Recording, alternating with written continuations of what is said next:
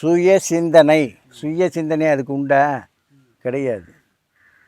Set பண்ணி வச்ச இதுதான் செட்டப் ஆஃப் மைண்டு தான். ஆனால் மனிதனுக்கு செட்டப் ஆஃப் மைண்டு கிடையாது. இவன் சுயமாக சிந்தித்து ஒவ்வொன்றும் பார்த்து செலவு பண்ணுவான். அதுவும் எப்போ இருந்து 16 வயசுக்கு மேலே தான். அதுக்குள்ளே இவனும் கிடையாது. மிருகங்களும் இவன் ஒன்று தான். 16 வயசு ஆயிடுச்சுன்னா இவன் சுய சிந்தனை தான் பண்ணுவான். அது வரைக்கும் நீங்கள் அப்பா அம்மா சொன்னபடி கேட்பீங்க. உங்களையே எடுத்துங்க. நீங்கள் என்ன பண்ணுவீங்க? 16 வயசு வரைக்கும் அம்மா அப்பா என்ன சொல்கிறாங்களோ அதை அப்படியே செய்வீங்க. ஆனால் அதுக்கு மேலே நீங்கள் யோசனை பண்ண ஆரம்பிச்சுருவீங்க. அவங்க சொன்னாலும் அது சரியாக இருக்கா, தப்பாக இருக்கா, கரெக்டாக இருக்கான்னு பார்த்துட்டு சரியாக இருந்தால் செய்வீங்க, இல்லை செய்ய மாட்டீங்க.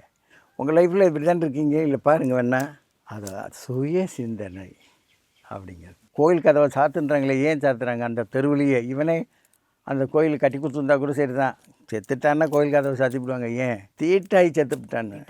அப்போ இப்படி போகிறதுக்கா நம்ம பிறந்தோம்? அப்போ நாம் யாருன்னு தெரிஞ்சு, இப்படிப்பட்ட கேவலமாக போகிறதுக்காக நம்ம வந்தோன்னு தெரிஞ்சு, நம்ம யாரை ஆகணும், எதுக்காக வந்தோம், நாம் யார், இது தெரிஞ்சுக்கிறது முதல் கடமை. ரெண்டாவது கடமை, முதல் கடமை இது இல்லை. ஒரு மெய்க்குரு பிரானை பிடிக்கிறது முதல் கடமை. இது ரெண்டாவது கடமை. நாம் யாருன்னு தெரிஞ்சுக்கிறது. மூணாவது தான் கடவுள் நான் யாருன்னு தெரிஞ்சுக்கிறது.